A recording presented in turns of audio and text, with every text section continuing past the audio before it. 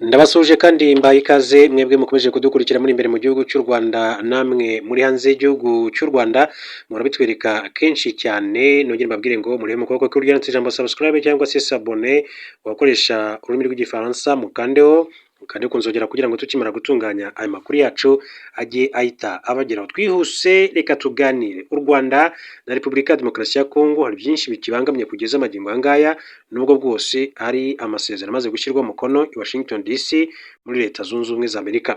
Minisitiri w'Ububanyi n'Amahanga n'Ubutwererane Ambasaderi Olivier Nduhungirehe agaragaza ko ingingo enye zishimangira ko Repubulika Iharanira Demokarasi ya Kongo ikomeje kurenga ku ishyirwa mu bikorwa ry'amasezerano y'amahoro yasinyiwe i Washington DC muri Leta Zunze Ubumwe za Amerika. Mu kiganiro na TV5 Monde, Minisitiri Nduhungirehe yatangaje ko ibiganiro bya Washington DC bigenda neza ariko ko ibikorwa bya Leta RDC bihabanye nabyo kuko ikomeje kurenga ku byari ibyemejwe n'impande zombi.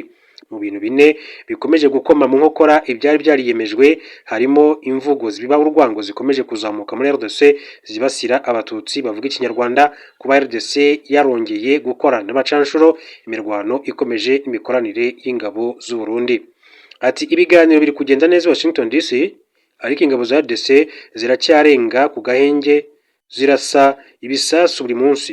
Hari kandi imvugo zibiba urwango zibasira abanyekongo bavuga ikinyarwanda barimo abanyamurenge.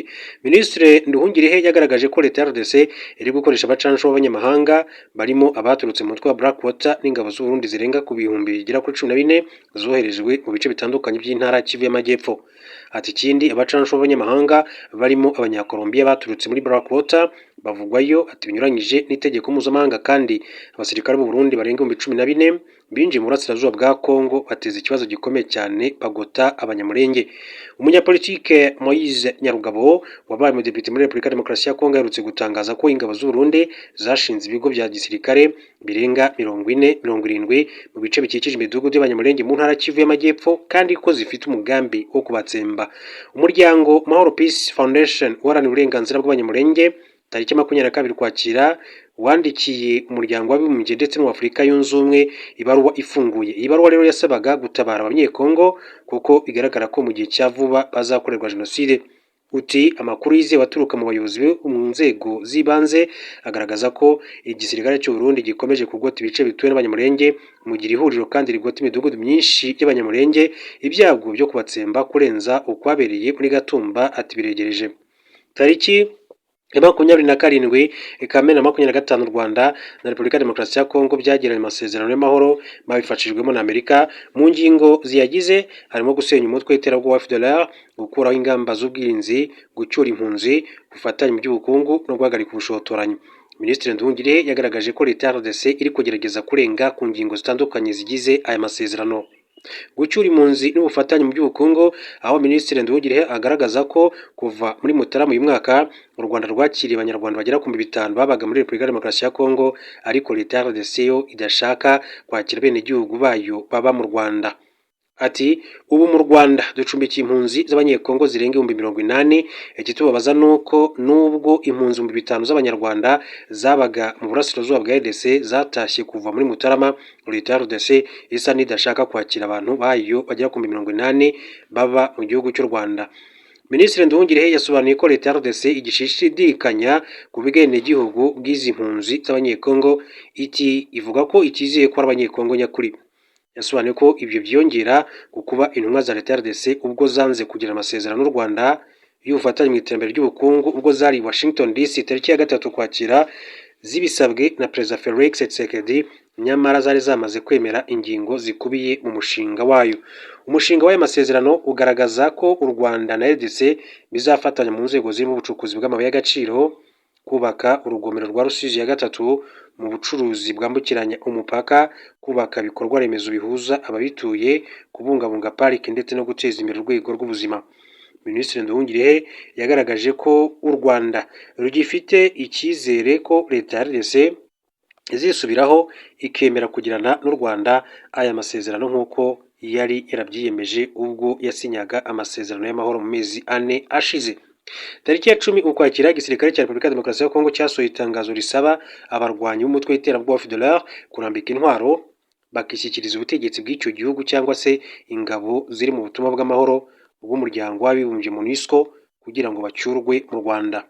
iki gisirikare gisanzwe gikorana na FDLR cyamenyesheje abarwanyi ko nibatarambika intwaro bazagabwaho ibitero nk'uko amasezerano y'amahoro ya Washington DC abiteganya, ashingiye ku nyandiko yemejwe n'abahagarariye ingabo n'inzego z'iperereza CONOPS mu Kwakira no mu kwezi kwa 2024.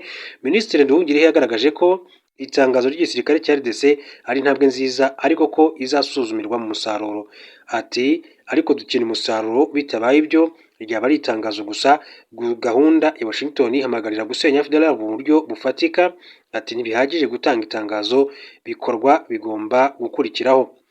Yasobanuye ko mu gihe ingabo za RDC zisabwa gusenya FDLR, leta ya RDC iri guhuza abanyamuryango ba FDLR baba i Burayi cyane cyane mu burasirazuba mu Faransa kugira ngo rero bahungabanye umutekano w'u Rwanda.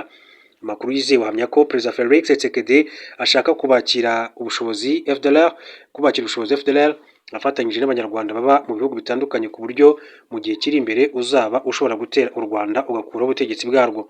Amasezerano ya Washington asaba ibihugu byombi kwirinda ubushotoranyi kugira ngo ibiganiro bibiganisha ku mahoro n'iterambere birambye bibe mu mwuka mwiza.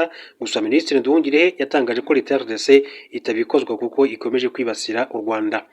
Minisitiri Nduhungirehe yatanze urugero kuri Perezida Felix Tshisekedi witabiriye inama yiga ku mutekano w'akarere k'ibiyaga bigari yabereye i Paris mu Faransa tariki 30 Ukwakira, aho kugira ngo yibande ku bikorwa by'ubutabazi kuko byari intego nyamukuru y'inama, agahitamo kwibasira igihugu cy'u Rwanda. Ati yari gahunda nziza kubera ko yibandaga ku butabazi kandi byari ngombwa. U Rwanda rwagize uruhare mu gushaka ibisubizo kugira ngo ubutabazi bugere mu burasirazuba bwa RDC. Byaratubaje kubera ko Perezida Tshisekedi yifashishije inama mu gukwirakwiza ibinyoma bya politike, atanga ibirego bye bihora bitagira ishingiro. Akaba rero ari Minisitiri w'Ububanyi n'Amahanga n'Ubutwererane w'igihugu cy'u Rwanda, niwe mukuru wa diplomasi. Minisitiri w'Ububanyi n'Amahanga w'Ububiligi Maxime Prevot atangaza ko azajya mu Rwanda mu nama ya Francophonie ariko ko habonetse amahirwe yo kuganira ku bibazo biri hagati y'ibihugu byombi batayitesha. Minisitiri Maxime Prevot ari mu nama ku itariki ya 19/20 Ugushyingo mu nama y'abaminisitiri bo mu bihugu bigize umuryango w'ibihugu ururimi rw'igifaransa rukoreshwamo. Uruzinduko rwa Maxime Prevot mugabo rwabanje guhuzwa n'ibiganiro byo kuzahura umubano w'ibihugu byombi. Yabwiye itangazamakuru ko impamvu izamujyana mu Rwanda ari inama ya Francophonie. Ati impamvu izanjyana Kigali si ibiganiro hagati y'u Rwanda n'Ububiligi, ni inama ya Francophonie. Ikibazo ni ukwibaza niba bikenewe ko najya mu gihugu cyafashe icyemezo cyo guhagarika umubano mu bya diplomasi. Ububiligi nta mpamvu rero bufite yo kwiheza umuryango mugari w'ibihugu by'isi bivuga igifaransa. Mu minsi mike ishize, Minisitiri w'Ububanyi n'Amahanga n'Ubutwererane w'u Rwanda Ambasaderi Olivier Nduhungirehe yavuze ko Ububiligi bwigeze kunyura kuri Qatar ngo buyunge ibihugu byombi ariko ntiyagira umusaruro uvamo. Yagize ati Ububiligi bubinyujije kuri Qatar bwasabye ko twabonana kugira ngo rero tuganire ku kibazo. Nabonanye na Minisitiri w'Ububanyi n'Amahanga w'Ububiligi muri Gicurasi kugira ngo tubasobanurire muri make impamvu twahagaritse umubano, kuko imyitwarire y'Ububiligi ntabwo yari iboneye cyane nk'igihugu cyagize uruhare mu mateka y'u Rwanda ndetse no mu mateka y'akarere kose k'ibiyaga bigari. Minisitiri Prevot yavuze ko haramutse habonetse amahirwe y'ibiganiro byatuma umubano uzahuka byabayabyaza umusaruro. Ati dufite abavandimwe n'ibigo by'ubucuruzi biri mu Rwanda, nta mpamvu yo kwiyima amahirwe yo kuba habaho ibiganiro n'iyo byaba mu buryo butateganyijwe.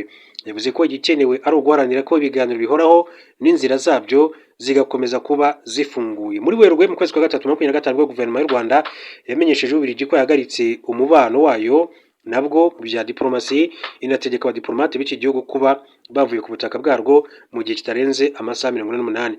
Ni icyemezo u Rwanda rwavuze ko rwafashe kuko Ububiligi bwakomeje gutesha agaciro u Rwanda, yaba mbere no mu gihe amakimbirane yo muri Repubulika ya Demokarasi ya Kongo yabaga muri Kongo, aho Ububiligi bufite uruhare mu mateka mabi by'umwihariko mu gukora ibikorwa bibangamira u Rwanda.